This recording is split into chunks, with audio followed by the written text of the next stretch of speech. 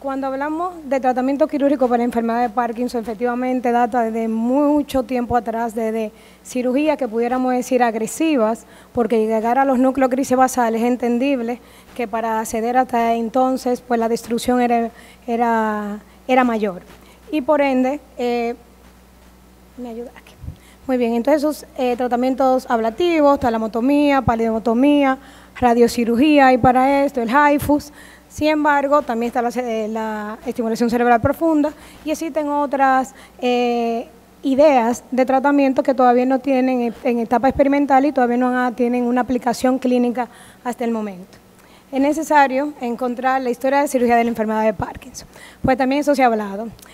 Recargo que las cirugías ablativas o destructivas datan de 1939 realmente con Meyers, cuando hace una recesión parcial del núcleo caudado, y que sí es necesario entender que hay un punto significativo en la historia, que es el invento, el diseño de lo que fue la estereotaxia, que es ese sistema matemático, un registro de coordenadas tridimensionales que nos ayudó a nosotros poder localizar un punto específico dentro del cráneo de manera mínimamente invasiva.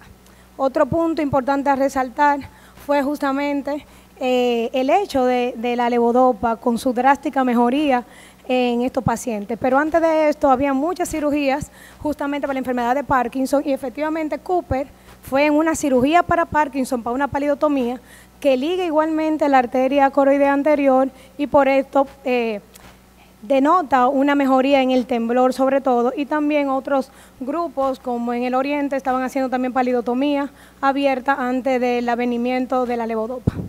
Obviamente la levodopa tiene un cambio dramático a nivel de lo que son los síntomas motores y efectivamente todo lo que yo puedo mejorar con un fármaco quizás no es necesario entrar a una cirugía. Sin embargo, todos conocemos que en el transcurso del tiempo tras el consumo a largo plazo, pues la levodopa no ayudaba entonces a tener una mejoría sostenida de estas complicaciones motoras y agregaban disquinesia, fluctuaciones, entre otros. Y entonces resurge la necesidad de nosotros seguirnos planteando otras alternativas que vayan a ayudar a esta terapia farmacológica. Es necesario comentar y decir que nosotros neurocirujanos que hacemos neurocirugía funcional vamos a ayudar a los neurólogos a completar la línea de tratamiento para sus pacientes. Esto no es al margen de, por lo cual muchos de estos pacientes van a tener una terapia al lado de otra terapia avanzada, una terapia farmacológica al lado de lo que es una estimulación cerebral profunda o una lesión o cualquier otro, pero siempre de la mano con un equipo multidisciplinario.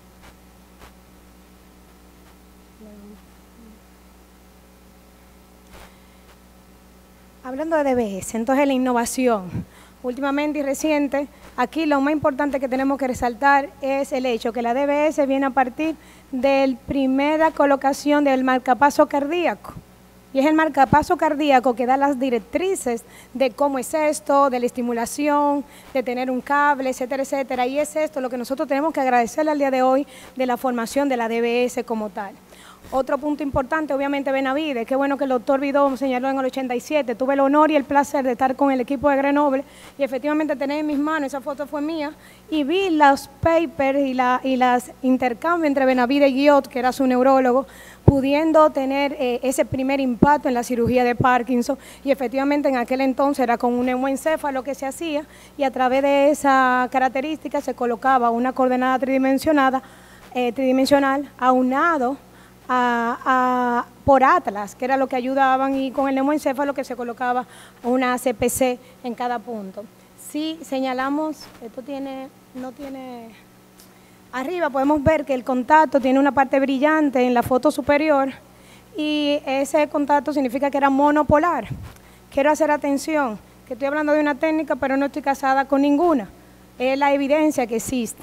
La única diferencia que nos da con respecto a la lesión y la estimulación, que el margen terapéutico y sostenible en el tiempo es diferente. Antes era un monopolar y ahora 4 contactos hacen que ese margen terapéutico de ustedes los neurólogos al momento de estimular pues sea mayor y tenga más rejuego al momento de ustedes estimular, encender y poder medir los efectos positivos y adversos posibles de la estimulación y así elegir el target preferido dentro de esos 4 contactos versus a tener un solo contacto.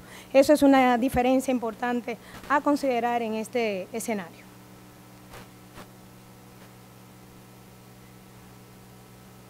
Volvemos aquí solamente para decir que a partir de este momento lo más importante es simplemente un desarrollo de una terapia que se sabe que iba bien a una muy gran parte de los pacientes siempre y cuando existe una selección importante. Y esto entonces se aprueba. Pero existe evidencia científica 1A para decir que esto le va mejor a la mayoría de los pacientes y está aprobada por la FDA y el Comité Europeo desde hace muchos años para la enfermedad de Parkinson y para otros trastornos. Desde ahí en adelante solo ha venido no a descartar el DBS, nadie ha estado en contra del DBS en las últimas publicaciones ni en el mundo, e incluso en los congresos de neurología como en los congresos de neurocirugía funcional. Todos seguimos hablando de la DBS como un objetivo a seguir y lo que ha ido mejorando es la técnica incluso de la misma terapia. Es la misma terapia que se ha ido mejorando a sí misma por los beneficios que ha obtenido con los pacientes.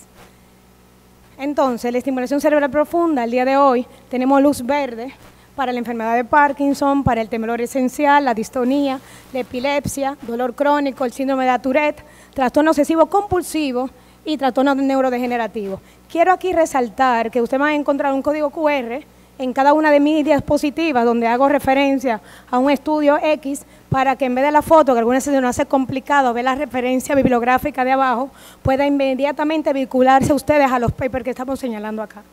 Por lo cual ustedes pueden aquí ver toda esta información. En etapa experimental para la estimulación cerebral profunda, pues encontramos que está para la depresión mayor, para neuropatía trigeminal, enfermedad de Alzheimer, atención, adicciones, esquizofrenia y tinnitus. Está en etapa experimental, pero cada vez en nuestros congresos con mayores significancias de resultados, en cada uno de ellos todavía no aprobada. Importante señalar que tuvimos el honor de participar justamente en Bélgica en uno de los estudios donde para el tinnitus, tratando de hacer una enfermedad para Parkinson, en una persona que tenía Parkinson obviamente, y tenía tinnitus acompañado, al atravesar a través del núcleo caudado de la cabeza, se mejoró el tinnitus. Y a partir de ahí se comienzan a visualizar algunos targets posibles para el tinnitus y esto es lo que marca una posible mejora de la terapia para otras enfermedades incluso.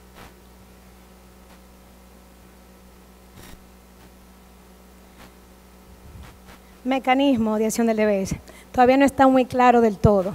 Sin embargo, se sabe que aquí el objetivo es nosotros hacer un estímulo para cambiar esa respuesta anómala que tiene y ese juego que ustedes tienen el honor y la fascinación de poder establecerla, la mayoría de los neurólogos, entre inhibir y excitar según las necesidades del paciente. Para entrar en materia de cirugía, porque ya estamos un poquito cansados, el 30% de las cirugías que se consideran que no funcionan en la terapia de DBS es porque hubo una mala selección del paciente, por lo cual en la selección del paciente descansa la mayor parte de un procedimiento quirúrgico. Y efectivamente no hemos seguido del CAPSI como para nosotros ver las directrices, para nosotros establecer cuáles son las normas o la idea que tenemos para poder seleccionar ese paciente. Sin embargo, esto ha cambiado mucho porque así también los neurólogos sobre todo han sido partícipes de ese desarrollo, de ese cambio, efectivamente como hemos hablado aquí, de la diferencia de la enfermedad de Parkinson. Ya no es la misma enfermedad de Parkinson que quizá describieron hace 50 o 60 años atrás, ha ido evolucionando ese concepto y esa forma de verla y efectivamente nosotros no somos ajenos a esto y ahora hay que tomar otros detalles en cuenta sobre si mejor valorar DBS temprano o tardío. No se está valorando si no o si DBS, sino si temprano o tardío. Pero podemos encontrar estos papers que la mayoría de estos son con una evidencia sistemática y de alto nivel, la mayoría de ellos prospectivos y céntricos. La evaluación del test de levodopa como uno de los mejores pronósticos para nosotros decir que al paciente le va a ir bien o cómo le va a ir con este procedimiento, la relevancia de los síntomas axiales, las medidas que entiende el paciente como calidad de vida antes y después del procedimiento, los síntomas no motores y la genética, que esto tenemos que tenerlo en cuenta. Selección del paciente. Sí me llama la atención, tenemos muchos datos para seleccionar al paciente, todo descansa sobre un equipo multidisciplinario, con una comunicación diáfana, adecuada, con una discusión real de cada caso, que podamos intercambiar una conducta adecuada y aprobar incluso hacia dónde vamos a estimular, entre otros. Esa selección del paciente ya se sabe mucho, que si tiene buena respuesta a la levodopa, que tenga mínimo 5 años, ya hay otros papers que hablan de 4 años con la enfermedad de Parkinson confirmada, y a partir de ahí ya comenzar a valorar la terapia levodopa, entre otras. Hay cosas que excluyen drásticamente, que podemos verlo a la derecha de este cuadro, cuando un paciente no se va a beneficiar o no debería de colocar un DBS. Y eso esto no es negociable.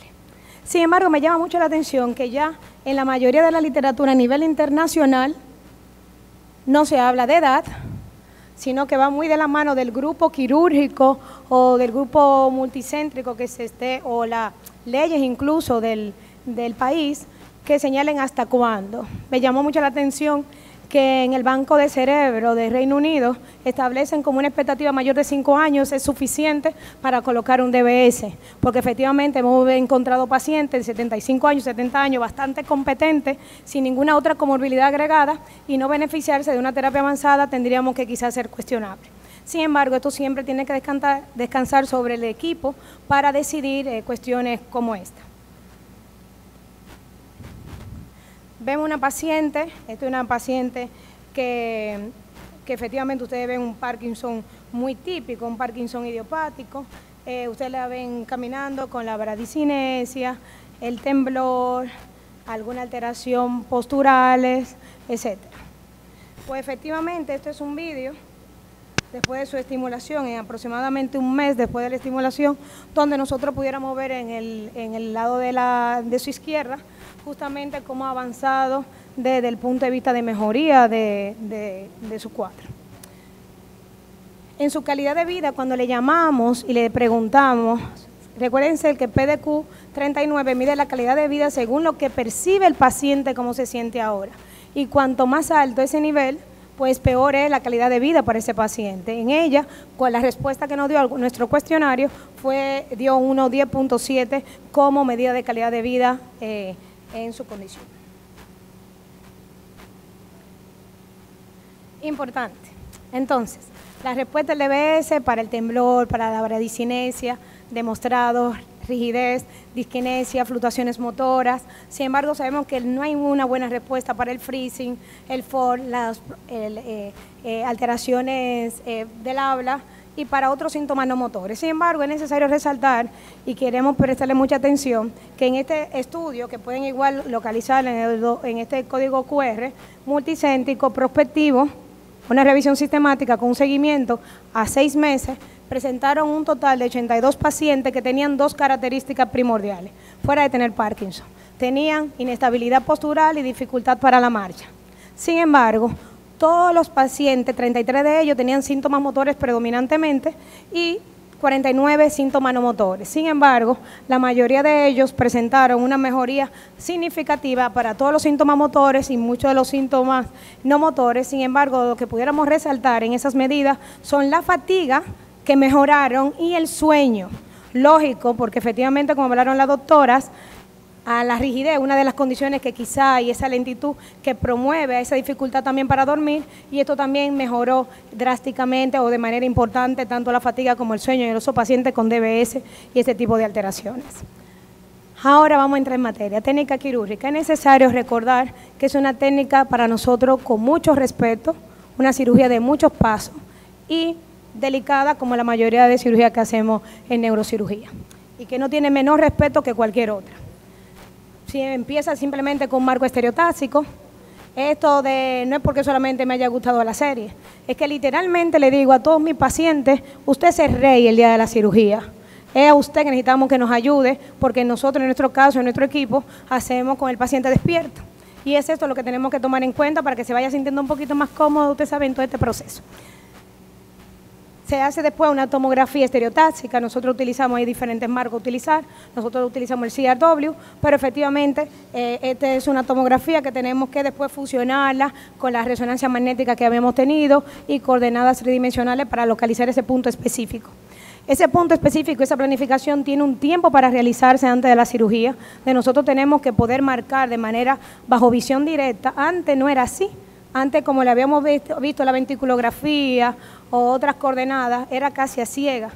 Ahora, al tener imágenes que nos pueden ayudar a nosotros poder localizar ese target y esas coordenadas que ya se considera que funcionan ahí, pues mejor todavía, ¿no? Y es lo que tenemos en este momento. ¿Cómo se planifica? Se posiciona el paciente.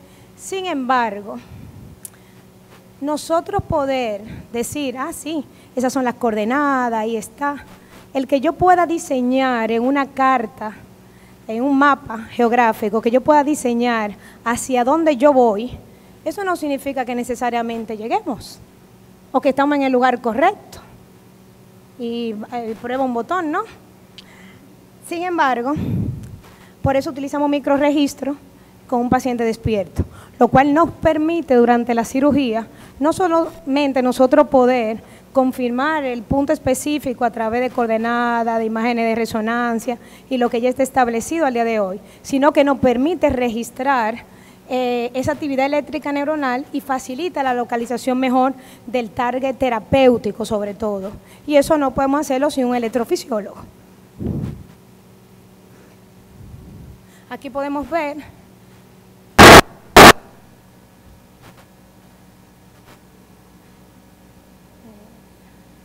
bueno, no se sabe cómo se enciende el audio. Pero bueno, ahí se supone que tiene que estar sonando y ahí las características eléctricas que tienen esas células y el sonido también tienen una manera muy específica que nos hace saber en qué punto estamos y localizarlo, si estamos en el núcleo subtalámico, si estamos en otro núcleo, y eso nos da una idea un poquito más específica de esa posible respuesta y a dónde estamos en ese target a ciega. ¿Qué utilizamos para esto? Hay muchos electrodos que utilizamos al día de hoy y hemos ido viendo la evolución. Vamos a ver más adelante qué pasa con cada uno. Sin embargo, los electrodos tienen la característica que son como un anillo, un contacto. Ese contacto en todo ese radio de estimulación pues puede alterar, y si hay un efecto adverso a la terapia, pues quizá ese contacto no deberíamos de utilizarlo, y ha ido la industria perfeccionando estos contactos hasta tener contactos direccionales que simplemente hacen que yo seleccione el lado hacia donde yo quiero estimular, aún así aumentando las posibilidades terapéuticas de ese paciente y casi aboliendo los posibles efectos adversos de la estimulación. Aquí vemos un videíto de uno de los papers más modernos que podemos investigar para enseñarle esto, y simplemente el contacto ahora sale que simplemente puede mover la estimulación hacia donde se desea, obviamente, y así evitar que esos posibles efectos adversos estén relacionados, un ejemplo, a la cápsula interna o a otras estructuras que nosotros, obviamente, ni queríamos estar colocados ni más lateral ni más medial, sino donde va. Por ende, la precisión en cualquier cirugía estereotáxica es lo que realmente importa. Independientemente de que yo vaya a utilizar la estereotaxia, que es submilimétrica, para una biopsia, para drenar, para colocar un medicamento, para lesionar o para colocar un electrodo, tiene que tener esa misma pulcritud de precisión, porque efectivamente puedo tener efecto indeseado y no poder utilizar ni siquiera el dispositivo si está en un misplace o si no se ha confirmado ese efecto terapéutico. Segunda parte de la cirugía, nosotros que la hacemos en 2 tiempos. Una parte despierta para ver las condiciones neurológicas del paciente, y una segunda parte que para implantar la batería o el generador de pulsos. Esto habitualmente existen varios grupos que lo pueden implantar en el abdomen o lo pueden implantar a nivel del tórax en la parte superior, y existen al día de hoy diferentes baterías para esto. Esto es un ejemplo de estimulación que nosotros podemos hacer, pero ya me han boicoteado. Ustedes me pueden pasar esto más adelante, que se fue toda la... ¿No me da hacia atrás o me da...? Porque ya terminé con la conferencia. ¿Puede darle play ahí a ver si funciona diferente? Gracias. Aquí está más rápido. Eso es una idea de cómo es la estimulación y todo el proceso quirúrgico. Sin embargo, después que nosotros hacemos esto, necesitamos confirmar como dónde están esos electrodos. Y esos electrodos, pues, están colocados, más bien que confirmarlo con esta imagen, no, sino que no se hayan torcido, que nos pueda dar una idea de que van en el sentido que nosotros habíamos querido que estuviesen, y eso también está bastante documentado. ¿Cuáles son los targets que habitualmente se escogen para el Parkinson? Pues efectivamente está el núcleo subtalámico, el globo pálido interno, el BIM, pero al final de cuentas todos y cada uno de ellos tiene que hacerse con una selección correcta del paciente y ver cuáles son los síntomas más predominantes o no y cuál target de esto conviene. Se han hecho muchos estudios para hablar de cuál beneficia más, sobre todo los dos targets preferidos para la enfermedad de Parkinson, como es el globo pálido interno y el núcleo subtalámico. No es porque ninguno de los dos son mejores, porque uno es más grande y más gordito y el otro más chiquito, no es así, sino porque realmente se ha demostrado que cada uno tiene una función para que está. Y si ya se sabe que el núcleo subtalámico es el preferido para el Parkinson, que utiliza más batería que el globo pálido interno, que el núcleo subtalámico baja de manera más importante la cantidad del consumo de medicamentos respecto al globo pálido interno, como otras diferencias. Consideraciones quirúrgicas, nosotros no tenemos ningún conflicto, cada grupo lo elige como quiera, si es unilateral el electrodo o bilateral o en dos tiempos, colocación en una primera y en una segunda fase el generador de pulsos, si el paciente va con marco o frameless sin marco, y segundo, que sea despierto o no despierto, porque al día de hoy también podemos perfectamente valorar colocar un electrodo en un paciente también dormido. Parámetros de estimulación, ustedes los neurólogos y los especialistas en movimientos anormales son los que llevan la voz cantante de hacer estas modulaciones. Estos son los 3 parámetros más en cuenta para tomar, como la amplitud, pulso y la frecuencia. Actual, hay muchas cosas que están en desarrollo y que el horizonte no se logra ver con respecto a la DBS y sus condiciones futuras. Las aplicaciones que tiene y cada vez lo más friendly que va a ser para cada uno de los pacientes, censando, como dijeron en conferencias más anteriores, censando cuáles son los síntomas más incapacitantes, en qué momento se dan y poder dar una estimulación adaptada a las necesidades del paciente. Recuérdense que tenemos una cirugía que es personalizada, que va directamente a mejorar los síntomas tal cual como lo necesita y requiere el paciente. Después de esto tenemos que encender el aparato. Eso de encenderlo va a depender mucho en qué momento se haga. Si se hace a nivel a los 15 días, si se hace a un mes, todo esto al final de cuentas va a traducir por el equipo, si deciden en un momento o en otro, hay incluso en otros centros que lo hacen un día más tarde. Nosotros preferimos realmente realizarlo en 15 días, simplemente para dejar que ese cerebro se recupere y esa posible lesión solamente de implantar el electrodo pues mejore, y así mismo como dijo el doctor, ese edema. Ese edema es una cosa y que funcione es otra. Resultado de la DBS. La DBS mejora la función motora, la disinesia, las fluctuaciones motoras y la actividad de la vida diaria siguen mejorando a los 5 años después de la DBS. La incidencia y la gravedad de la demencia entre los pacientes que reciben DBS y no, el tratamiento médico son comparables, los eventos adversos como la disartria son comunes en la DBS. La DBS en el globo pálido interno en su mayoría confirman la eficacia de la DBS. Y la DBS en las primeras etapas de la enfermedad de Parkinson, ese es el objetivo a tratar a nivel mundial. Hay muchísimas informaciones sobre terapia de estimulación cerebral profunda en etapas avanzadas. Realmente qué pena que somos la última, pero efectivamente hay muchas informaciones sobre esto, dando drásticas mejorías entre la mejor terapia farmacológica existente y el estimulador cerebral profundo.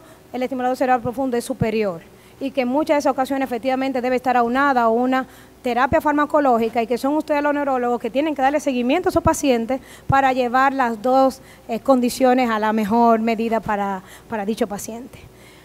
Todo no es color de rosa, todo el quirúrgico sabe, yo me pudiera excusar a partir del siguiente slide, que el que no se le complican los pacientes al que no lo hace. Me pudiera excusar en ese detalle, pero efectivamente hacemos, y hay complicaciones que no solamente están descritas, sino que están perfectamente establecidas, que pueden pasar, que no obstante tenemos que explicar al paciente claramente de esta posible y sobre todo aquí en nuestra población que sigue costando mucho manejar esa expectativa de lo que esperan de esta cirugía. Aquí están muchas complicaciones que podemos dar. Tenemos un paciente que efectivamente tuvo...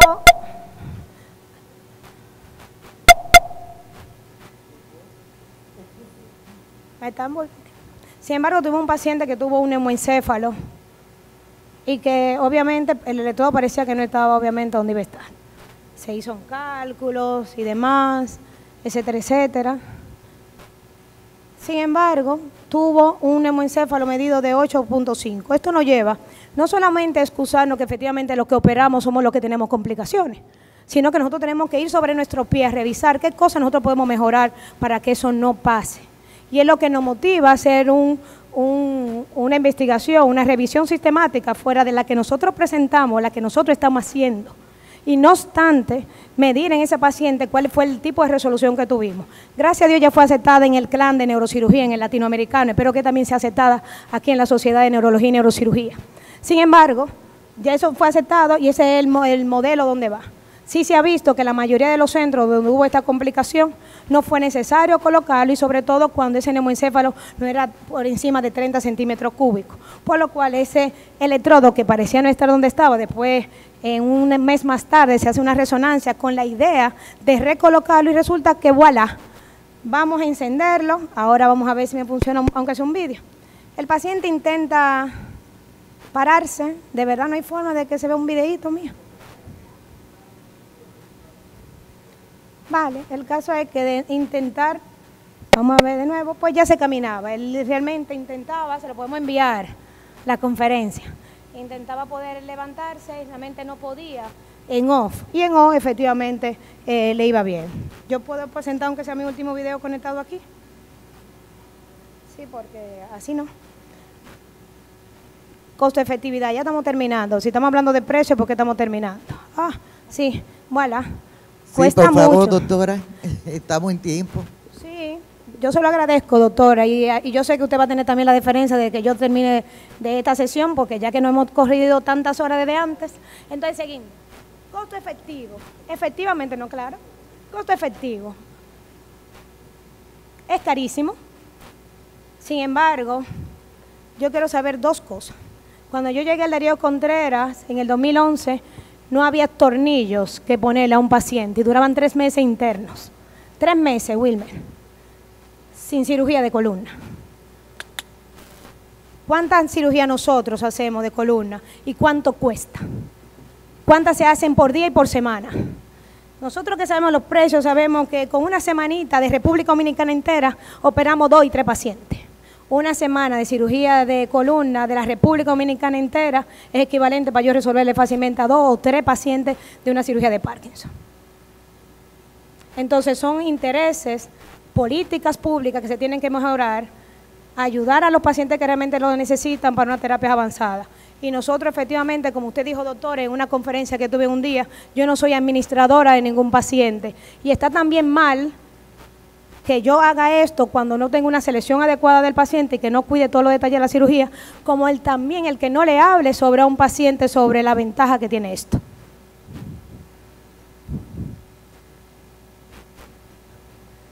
Pónmelo aquí, por favor. Ah, ya. Entonces, esta paciente, avisado.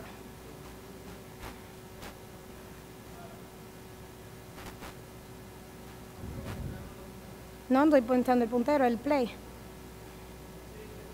Entonces, aquí ya. Entonces, esta paciente, 71 años. En nuestro reporte, 17 años. Cuando hicimos un video, ella dice que tiene 20 años con la enfermedad de Parkinson. Los primeros 10 años fue con un diagnóstico tardío porque en el campo, que coincide que es del mismo mío, San Cristóbal, le dijeron que era falta de vitamina. 10 años con vitamina y 10 años obviamente después con un neurólogo. Pues efectivamente estarán toda la cantidad de fármacos que estaba tomando y así estaba. 60% de mejoría en la prueba de levodopa y estos son los resultados de la paciente a un mes después de la cirugía. Pero con una calidad de vida que ella dice de 80.6% de mejoría, que ella se siente bien. pero y una disminución drástica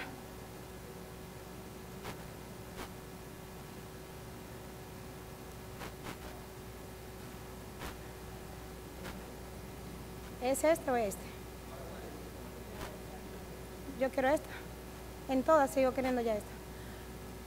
Entonces, esa misma paciente que ustedes vieron, fíjense la cantidad de medicamentos que tomaba antes y la cantidad de medicamentos que tomaba a 3 meses, dice ahí arriba, después de la estimulación cerebral profunda.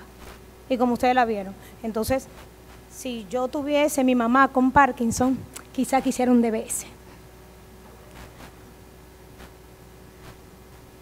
En el mundo se pone esto porque se sabe. Efectivamente, yo no me puedo inventar esto desde Lavapiés San Cristóbal. Esto se sabe y se sabe que le va bien a la gente. Y son muchos electrodos que se colocan. Lo que sí tenemos que aunar esfuerzos porque la terapia se desarrolle, porque se haga cada vez mejor y ustedes también son partícipes de esto, porque no es lo mismo que le cuesta a los equipos de neurocirugía funcional que existen en el país operar hoy una cirugía y que la siguiente llegue en 8 meses más tarde. Ni usted tampoco leyéndose el medicamento de levodopa, hoy a los 8 meses quizás deberían de repetirse a ver si hay algo nuevo. Entonces es necesario nosotros afianzar los esfuerzos con diagnósticos oportunos, con referimientos oportunos y que cada vez nos formemos más, apoyar a la formación, tanto de neurocirujanos que conozcan esto y de los neurólogos que están ahí recientes para que sepan cómo modular y qué grandes cosas pudieran hacer por sus pacientes.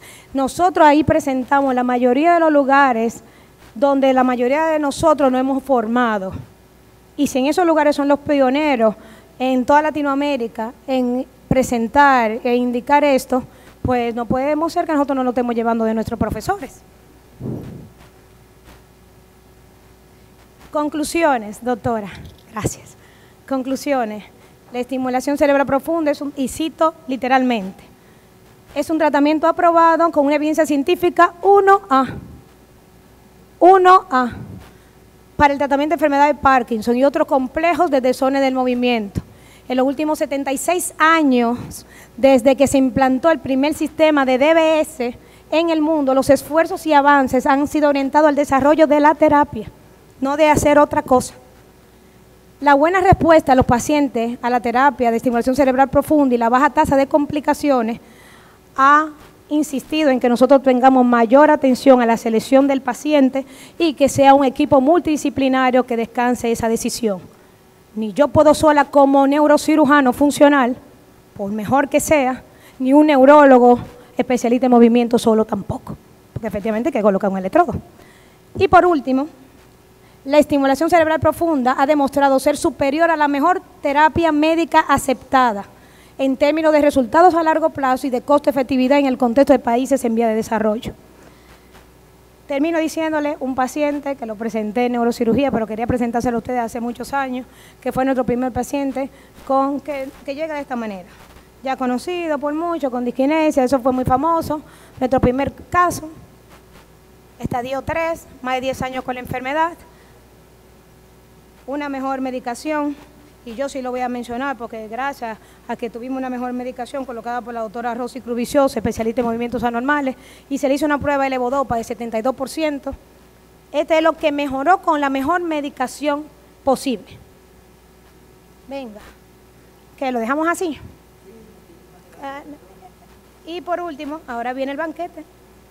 Entonces, así está en el 2023 y así estaba en el 2019 a 2 meses después de su cirugía. Gracias, doctora Ámbar. Gracias por compartirme ese mensaje. Muchísimas gracias a todos.